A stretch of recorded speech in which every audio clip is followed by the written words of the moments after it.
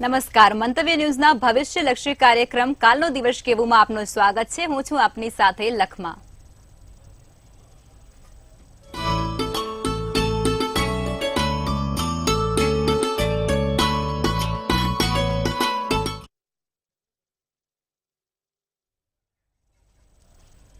આવતીકાલની માહિતી આપવા માટે આપણી સાથે જોડાઈ ગયા છે કિશન મહારાજ.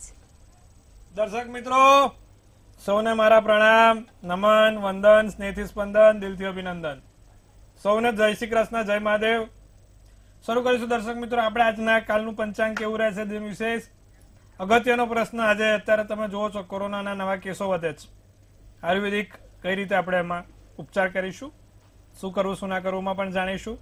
કેવી રીતે આયુર્વેદિક ઉપચારોથી આપણે આ ઇમ્યુન સિસ્ટમ છે તેની સામે પ્રબળ રહી શકાય, જાણીશું પંચાંગથી. જી બેન. જી મહારાજ, હવે દર્શક મિત્રોને આવતીકાલના પંચાંગ વિશે માહિતી આપો. તો વાત કરીએ પંચાંગની. કાલે તારીખ 23/12/2023 ને શનિવાર, તિથિ વિક્રમ સંવત 2080. કાલે માગશર સુદ 12 રહેશે.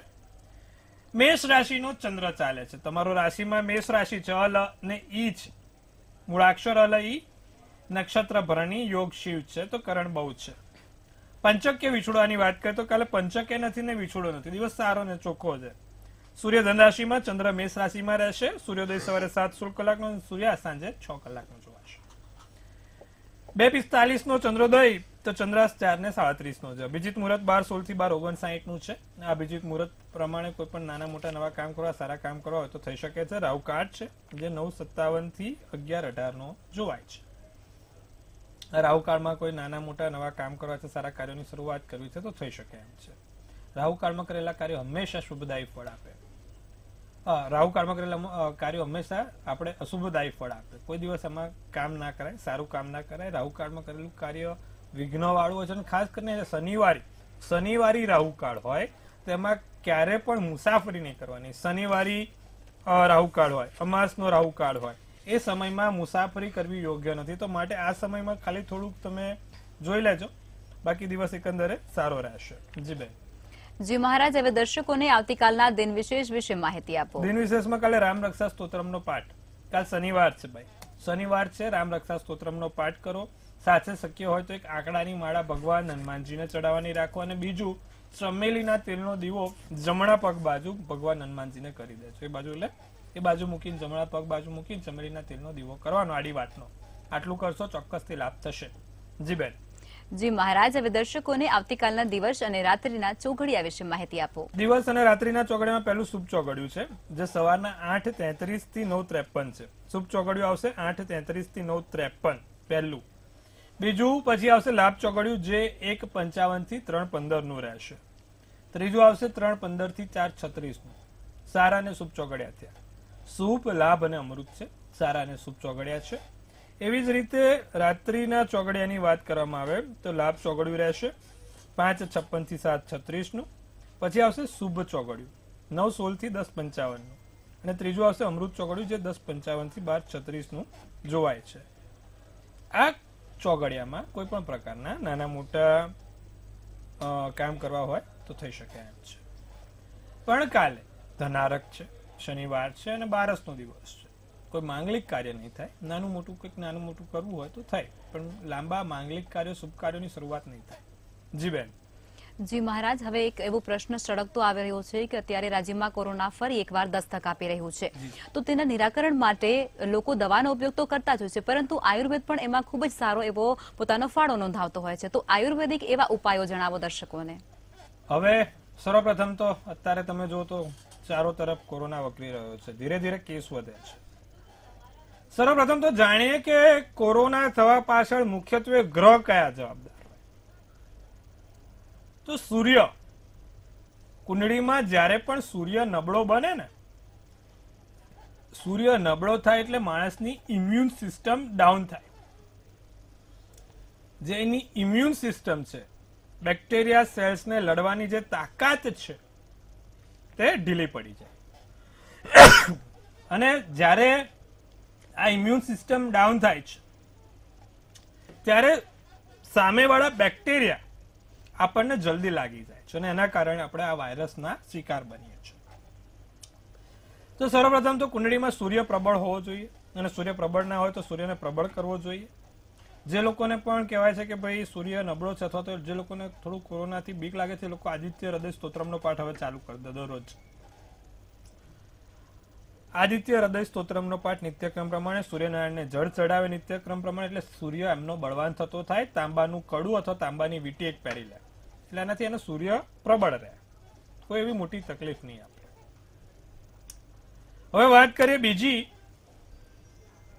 કે જે લોકોને આયુર્વેદિક ઉપચારથી કોરોનાથી બચવું છે તે લોકો શું કરે. તો સર્વપ્રથમ તો તુલસી, આદુ અને હળદર. તુલસી, આદુ ને હળદર આ ત્રણ વસ્તુ ખાંડી લેવાની, સવારના પોરમાં એને ખાંડવાની. તુલસી, આદુ ને હળદર એનો રસ પીવાનો સવારે. તુલસી, આદુ ને હળદરનો રસ પીવાનો જેથી તમારી ઇમ્યુન સિસ્ટમમાં એ વધારો કરે. આ આયુર્વેદિક ઉપચાર બહુ સરસ આપું છું. તુલસી, આદુ ને હળદર ત્રણ વસ્તુ ભેગી કરીને ખાંડીને એને થોડું થોડું પીવાનું રાખો. એક ચમચી જેટલું રોજ પી જવાનું સવારે. બીજું, તમે જયારે સુવા બેસો ત્યારે જે તે તમે રૂમમાં સુતા હોય ત્યારે કપૂરની ધૂપ કરી દેવાની.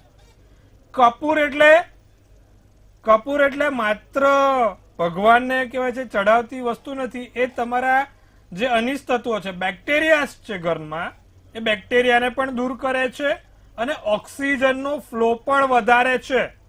કદાચ જે લોકો હિમાલય ગયા હોય ને દર્શન કરવા, કેદારનાથ ગયા હોય, હિમાલય ગયા હોય, માનસરોવર ગયા, ત્યાં લોકો કપૂરની ગોટી આપે છે ગળામાં લટકાવા. એનાથી તમારું ઓક્સિજનનો ફ્લો વધારે રહે. અને જ્યારે પણ અત્યારે તમે જોયું આપણે ઘણા બેક સમયમાં કે પાછળના ઓક્સિજનના અભાવના કારણે લોકોને શ્વાસની તકલીફ થાય. એટલા માટે કપૂરની જે તે પણ શુદ્ધ કપૂર વાપરવાનું. તમે જ્યારે પણ કપૂર વાપરો ને શુદ્ધ કપૂર વાપરો. અમુક વખત લોકો પેલું ટર્પાઇનોલ ને વેક્સ વાળું કપૂર આવે છે, એની ગોટીઓ આવે છે, બજારમાં મળે છે.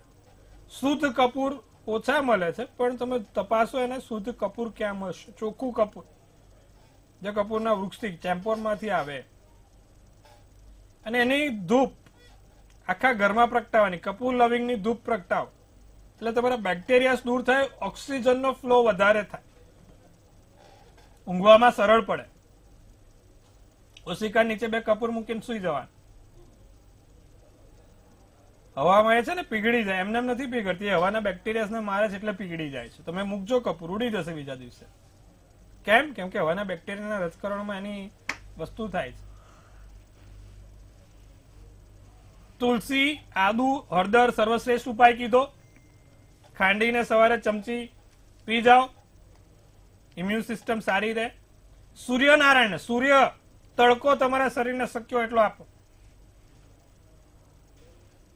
શક્ય હોય એટલો અડધો કલાક, પોણો કલાક સૂર્યનારાયણની સામે બેસવાનું રાખો, જળ ચડાવો, બહુ સારું રહેશે. આટલું નિત્યક્રમ કરશો તો તમે ચોક્કસથી જોઈ શકશો તમારા શારીરિક ફેરફારો. શરીરમાં થોડી સ્ફૂર્તિ પણ રહેશે અને ઇમ્યુન સિસ્ટમ, ઇમોગ્લોબિન એ નામનું, મારા ખાલી જ્યોતિષ નહીં ભણેલા, થોડું સાયન્સ પણ ભણેલા છે, ઇમોગ્લોબિન એ નામનું તત્વ તમારામાં વધશે અને એના કારણે થઈને તમારા જે તે પેલું WBC છે એને ફાઇટ કરવાની શક્તિ મળશે. અને ખાસ બીજું, બેક્ટેરિયાઝ આપણને ક્યારે એટેક કરે? આપણા ભૂખ્યા પેટ ઉપર છે ને બેક્ટેરિયાઝ વધારે એટેક કરે.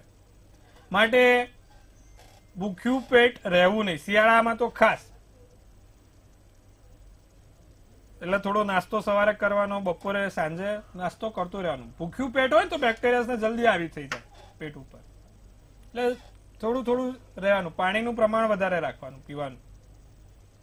આટલું કરવાથી તમારા બેક્ટેરિયાને તાકાત મળશે, સામે લડી શકશે. માટે આ જે તે કીધું તે નિત્યક્રમ પ્રમાણે કરવાથી ચોક્કસથી તમને લાભ થશે. આવા કોરોના કાળના કહેરમાંથી તમે બચી શકશો. અને દરેક લોકોને આપણે તો આશીર્વાદ આપીએ છીએ કે ભાઈ કોઈને થાય નહીં, દરેક લોકોને આમાંથી રક્ષણ કરવું જરૂરી બનશે. જી બેન. જી મહારાજ, ખૂબ સરસ માહિતી આપી આપે. હવે પ્રથમ 3 રાશિ એટલે કે મેષ, વૃષભ અને મિથુન રાશિના જાતકોનો આવતીકાલનો દિવસ કેવું રહેશે તે જણાવો. મેષ રાશિને કાલે ધન અને વૈભવની પ્રાપ્તિ થાય, પૈસાની 2-5 રૂપિયાની લાભ થાય, વસ્તુ સંભાળીને રાખવાની. જે તે વસ્તુ હોય ને તમારી પર્સ, બાકેટ, સોના ચાંદી, અમુક મોબાઈલમાં ફોટાઓ હોય, બધું સંભાળવાનું. પાછા ક્યાંક ક્યાંક જતા રહે. કામમાં વ્યસ્ત રહો.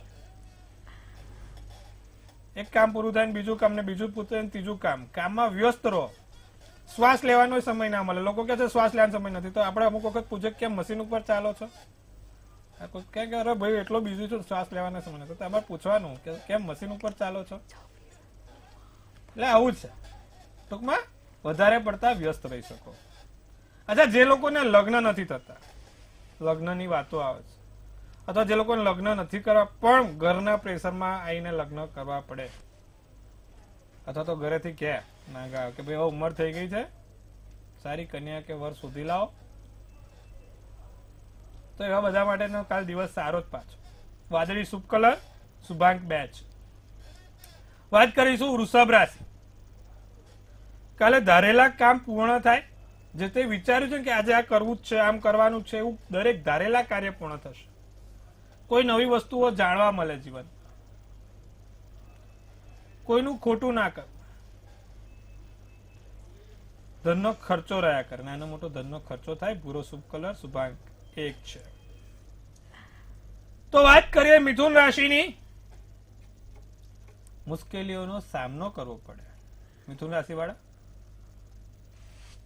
મુશ્કેલીનો સામનો કરવો પડે. કાલે બગાસા વધારે આવે. ઊંઘનું પ્રમાણ, નિંદરનું પ્રમાણ રહ્યા કરે. આમ આંખો આમ બંધ થઈ જાય. કામમાં ધ્યાન આપવાનું છે. બગાસા નથી ખાવાના. સમસ્યાનો ઝડપી નિકાલ આવશે. જે તે તમારી નાનો મોટો સંકટ, તમારી સમસ્યા ચાલી રહી છે, સમસ્યાનો ઝડપી નિકાલ આવે. લગ્નના યોગ બહુ સારા છે. પ્રબળ બને લગ્નના યોગ. પોપટી શુભ કલર, શુભાંક 9 છે. જી બેન. જી મહારાજ, હવે આગળની 3 રાશિ એટલે કે કર્ક, સિંહ અને કન્યા રાશિના જાતકોનો આવતીકાલનો દિવસ કેવું રહેશે તે જણાવો. કર્ક રાશિને દિવસ સારો. આળસમાં દિવસ થોડો પસાર થતો જોવાય છે. ધીરે ધીરે કામ પતે. કંટાળો આવે. માથા ઉપર દુખાવો રહે, કંટાળો આવે. પણ પ્રેમ સંબંધમાં ક્યાંક મધુરતા જોવા મળે છે. અને કામમાં ધાર્યા કરતા થોડું મોડું થાય. વિચાર્યું 5 વાગે કામ પતે છે કે 5:30 પતે. ધાર્યા કરતા થોડુંક મોડું થાય. સોનેરી શુભ કલર, તો શુભાંક 8 છે. સિંહ રાશિ. સિંહ રાશિને દુશ્મનોથી સાચવવાનું. સિંહ રાશિ વાળા જાતકો, દુશ્મનોથી સાચવજો. હિત શત્રુઓ બેઠા છે. બોલે સારું, પીઠ પાછળ શકુનીની જેમ રમત રમી કાઢે. ધ્યાન રાખવા. બહાર હરવા ફરવા જવાનું મન થાય. બાગ બગીચામાં જવાનું મન થાય. નાની મોટી જગ્યાએ ફરવાનું મન થાય. ગુસ્સામાં બોલવા પર ધ્યાન રાખવાનું. ગુસ્સો આવે તો શું બોલો છો, શું નથી બોલતા, એનું ધ્યાન રાખજો. માતા પિતાના પગે લાગીને જવાથી કોઈ સારા એવા ધનલાભ, આર્થિક સારી કે સારા સમાચાર મળી શકશે. કાલે ઘરની બહાર નીકળો એટલે માતા પિતાને પગે લાગીને નીકળજો. કાળો શુભ કલર, તો શુભાંક 8 રહેશે. વાત કરીશું કન્યા રાશિ. કન્યા રાશિને કાલે ધન કમાવા માટેનો દિવસ સારો છે, ઉત્તમ છે. 2-5 રૂપિયાની તક મળી શકે છે. ધન કમાવા માટે ધાર્મિક કાર્યો સફળતાપૂર્વક પૂરા થાય. પેટને લગતી કોઈ નાની મોટી સમસ્યા જોવાય છે. પેટને લગતી કોઈ સમસ્યા, બહારનું ખાવાનું શક્ય હોય તો ઓછું કરજો અથવા તો ટાળજો. ઘરના વ્યક્તિઓ હેરાનગતિ ના થાય, ધ્યાન રાખજો. ધારેલા વ્યક્તિ સાથે પાછું મિલન થશે. જે તે વિચાર્યું છે કે આજે આને મળવું છે અથવા તો આજે આને મળવાથી લાભ થાય, એવા ધારેલા વ્યક્તિઓ સાથે મિલન થાય. જાંબલી શુભ કલર, શુભાંક 3 રહે. જી બેન. જી મહારાજ, હવે દર્શક મિત્રો આપણી સાથે જોડાઈ ચૂક્યા છે. Hello hello. હેલો, જય શ્રી કૃષ્ણ. જય શ્રી કૃષ્ણ. જી બેન. તારીખ 26/9/1999. જી જન્મ સ્થળ સુરત. જન્મ સમય સવારે 10 વાગે. જી બેન. મારા બેન વિશે પ્રશ્ન છે. એના લગ્ન એક વખત તૂટી ગયા છે, બીજી વખત કર્યા છે, તો કેટલો સમય રહે ને ત્યારે અત્યારે હાલ છે કે નહીં હાલે એમ. એટલે બીજું બી હાલશે કે નહીં હાલે એવી રીતે આપણે પૂછવાનું છે.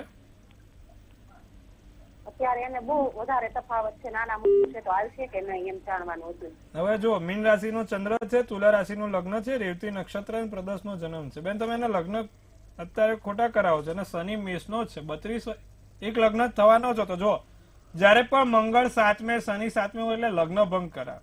સામેવાળાની કુંડળીમાં મંગળ કે શનિ સામે સારો એવો જ જોઈએ. આમને શનિ નીચનો થયો બેન. એક વખત લગ્ન ભંગ થઈ ગયા, ચલો વાંધો નહીં, પણ બીજા એમના લગ્નના યોગ હતા 32 વર્ષ પૂર્ણ થાય પછી. શનિ 32 ની અને 36 ની અવધિ આપે. તમે બેન અત્યારે ખોટા એમને લગ્ન કરાવ્યા.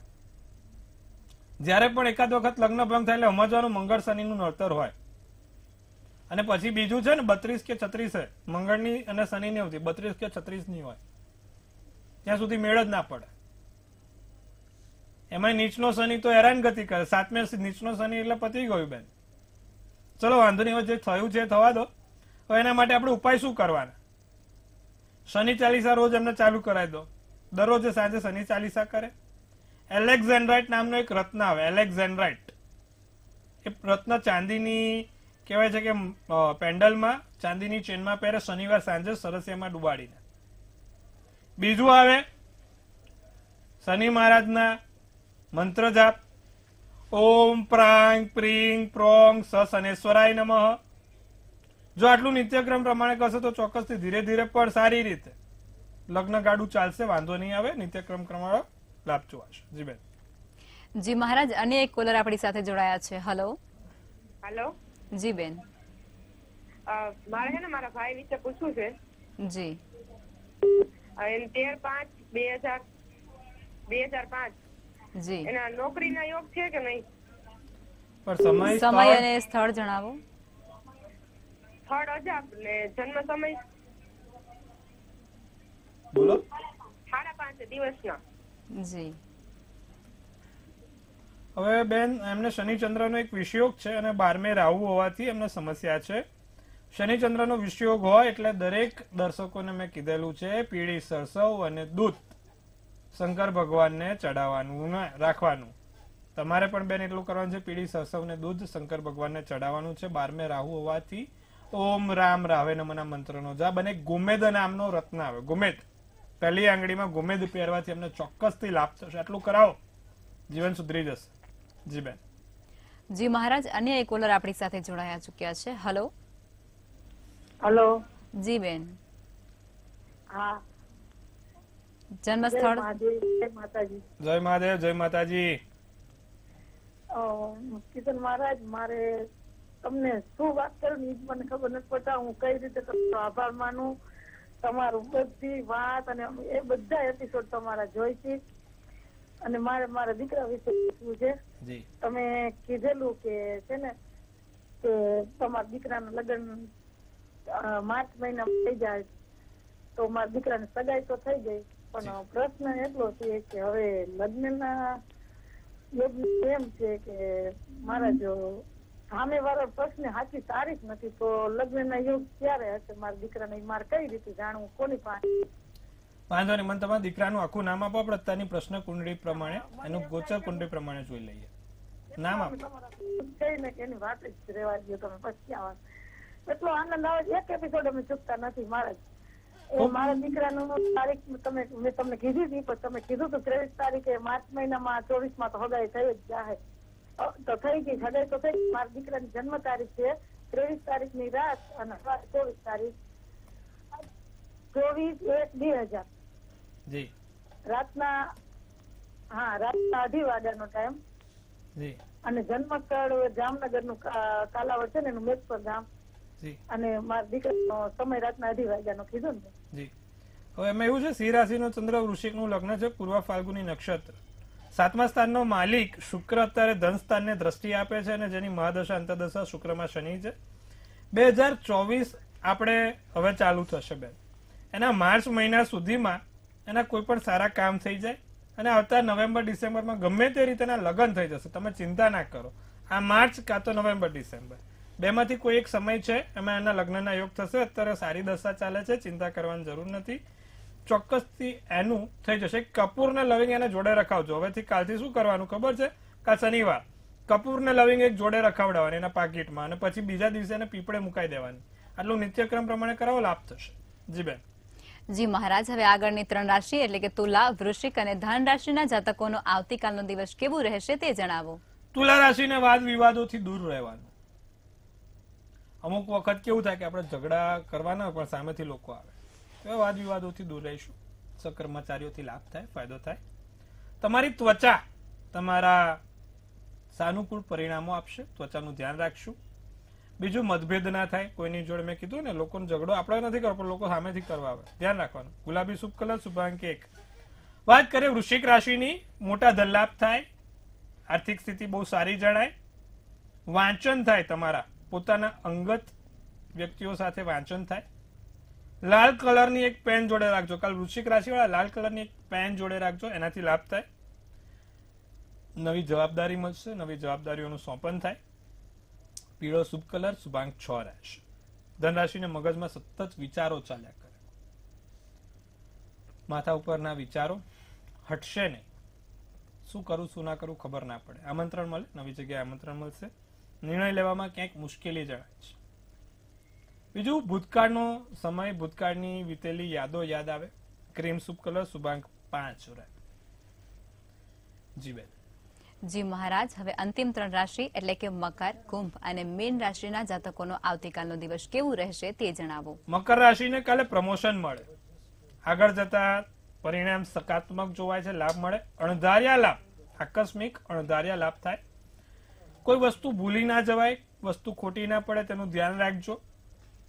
ધાર્મિક કાર્યોની શરૂઆત થાય. લાલ શુભ કલર, શુભાંક 1 રહે. તો વાત કરીએ કુંભ રાશિને, સમજી વિચારીને પગલા લઈશું. જે તે કામ કરીએ સમજી વિચારીને લઈશું. કોઈ પણ પ્રકારના નવા ધંધાની શરૂઆત થતી જોવાય છે. બહાર જવાઓ, નવો સ્વાદ માણી શકો છો, નવી વસ્તુ સર્જાય. ગુલાબી શુભ કલર, શુભાંક 4 રહે. મીન રાશિ, મનોબળમાં વધારો થાય, પ્રિય પાત્ર સાથે મેળાપ થાય. તમારું મનગમતું વ્યક્તિ તમને કાલે મળવા આવે. કોર્ટ કચેરીના કામમાં સફળતા છે, જે તે જગ્યાએ નાના મોટા કોર્ટ કચેરીનું કામ છે તે સફળતા છે. અજાણ્યા વ્યક્તિઓ પર ભરોસો ના કરતા. કોઈ પણ અજાણી વ્યક્તિ પર ભરોસો કરવો હિતાવર નથી. સફેદ શુભ કલર, શુભાંક 4 રહેશે. જી બેન. જી મહારાજ, હવે જે લોકોનો આવતીકાલે જન્મદિવસ છે તેમનું આવનારું વર્ષ અને આવતીકાલનો દિવસ કેવું રહેશે તે ટેરોટ કાર્ડની મદદથી જણાવો. ચલો ભાઈ, કાલે જન્મ જન્મદિવસ આપણે નવું લાયા છે, બરોબર છે. હવે કાલે જન્મદિવસ છે. એક તો સર્વપ્રથમ દરેક દર્શક મિત્રોને તનથી તંદુરસ્ત રહે, મનથી મલકાતા રહે અને ધનથી સલકાતા રહે. હાસ્યનું તોરણ ઝૂલતું રહે, ભાગ્યનું પાનું ખુલતું રહે, ધન કુબેરના ભંડાર ભરાતા રહે. હવે કાલે જન્મદિવસ છે. એક સુંદર મજાનું લખમાબેન ટેરોટ કાર્ડ ઉપાડશે અને આપણે જોઈશું આવનારું વર્ષ એમનું કેવું રહેશે. તો એક એમને ઉપાડેલું છે ધ ફૂલ. શું સૂચવે છે ધ ફૂલનું કાર્ડ? આખું વર્ષ કેવું રહેશે? ધ ફૂલ નામનું કાર્ડ છે. તો આ ધ ફૂલ નામનું કાર્ડ એવું સૂચવે છે કે કાલે જેનો પણ જન્મદિવસ છે એ લોકોને કાલે થોડુંક સમજી વિચારીને પગલા લેવાના છે. હવામાં ઉડવાનું નથી, પગ નીચે. પ્રગતિ મળે, સફળતા મળે. તો અમુક લોકોને કેવું ખબર છે, થોડોક પગ ઉપર આવી જાય છે, ઓટોમેટિક આમ હવામાં ઉડે છે. પણ એ નથી. જો એવું કર્યું તો પડે આમ જ જો. અચ્છા, પૈસાનો લાભ થાય, નાના મોટી જગ્યાએથી સફળતા મળે, પણ એકદમ આપણે જે છે તે જ રહીશું. આપણા વિચારોમાં કે આપણા હુંપણામાં ક્યાંય વધારો ના થવો જોઈએ, તેનું કાર્ડ હતું. આર્થિક રીતે 100% વર્ષ સારું જ જાય. મેં કીધું એ પ્રમાણે એસ ઓફ ફ્રેન્ડ્સ ત્યારે જ કાર્ડ આવ્યું હોય. આર્થિક રીતે વર્ષ ખૂબ સારું છે. પૈસાની દ્રષ્ટિએ ચિંતા કરવાની કોઈ જરૂર નથી. એસ ઓફ ફ્રેન્ડ્સ અતિ મોટા લાભ આપીને જશે. માનસિક રીતે વર્ષ કેવું રહેશે? માનસિક રીતે 5 ઓફ કપ્સ છે. માનસિક રીતે થોડુંક સાચવાનું છે. વિચારો, મેં કીધું ને, વિચારોમાં બદલાવ ના થવો જોઈએ. આપણે જે છે તે જ રહેવું જોઈએ. પારદર્શક પર્સનાલિટી, એ છે એ જ વોટ ઉપર હોવું જોઈએ. પાણીની જેમ રહેવાનું, પારદર્શક. અને શારીરિક રીતે વર્ષ કેવું રહેશે? The world. કોઈ ચિંતા કરવાની બાબત નથી. ધ વર્લ્ડનું કાર્ડ ખૂબ સુંદર મજાનું કાર્ડ છે. શારીરિક રીતે ચોક્કસથી કોઈ લાભ થાય. શારીરિક રીતે જોવા જાવ તો આખા વર્ષમાં તમારે ક્યાંય હેરાનગતિનો સામનો નહીં કરવો પડે. ભગવાનની દયાથી નાના મોટા કામ નીકળી પડશે. ભગવાનની દયાથી કોઈ સારા કામ પૂરા થશે. શું કરવાથી આખું વર્ષ સારું થશે? તો ભાઈ, કાલે જેનો પણ જન્મદિવસ છે તે નિત્યક્રમ પ્રમાણે ભગવાન શુક્ર, માં લક્ષ્મીની ઉપાસના કરે. આર્થિક રીતે બહુ ફાયદા છે એટલા માટે. તો દર શુક્રવારે કમળનું ફૂલ માં લક્ષ્મીને આપે ને એક શ્રી સુક્તમનો પાઠ રોજ કરવાનું રાખે. શ્રી સુક્તમનો પાઠ ઋદ્વેગ વાળો શ્રી સુક્તમનો પાઠ કાલે જેનો પણ જન્મદિવસ દરરોજ કરે, લાભ થશે અને મોટા લાભ જોવાશે. અને શું કરવું શું ના કરવું આજે આપણે જાણીએ. અમુક લોકોને છે ને કહેવાય છે કે ભાઈ જમવા બેસે ને ત્યારે ઉપરથી મીઠું નાખવાની ટેવ હોય છે. ક્યારે પણ ઉપરથી મીઠું નહીં નાખવું. બીજું, નિત્યક્રમ પ્રમાણે આમળાનો રસ પીવો રાખવો, એ તમને ખૂબ લાભદાયી રહેશે. આ શિયાળાઓ ચાલે છે, આખા વર્ષમાં આમળાનો રસ તમારે કદાચ શક્ય હોય એટલો પીજો. આ વખત લાભદાયી રહેશે. તમને આ કોઈ પણ ખરાબ વસ્તુઓથી પણ બચાવશે, કોરોના અને એનાથી. અને માથા પર એટલે કે મીઠું જમવા બેસો ત્યારે ઉપર ક્યારે નહીં નાખવું, એ હેરાનગતિ આપે. ધ્યાન રાખવા. જી બેન. જી મહારાજ, અમારી સાથે જોડાયા અને દર્શકોને આટલી સરસ માહિતી આપી તે બદલ આપનો ખૂબ ખૂબ આભાર. સૌને જય શ્રી કૃષ્ણ, જય મહાદેવ.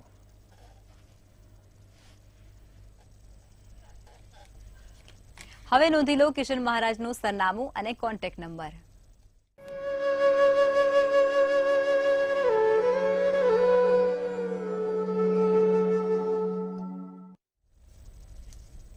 મંતવ્ય ન્યૂઝના ભવિષ્યલક્ષી કાર્યક્રમમાં આજે બસ આટલું જ. નમસ્કાર.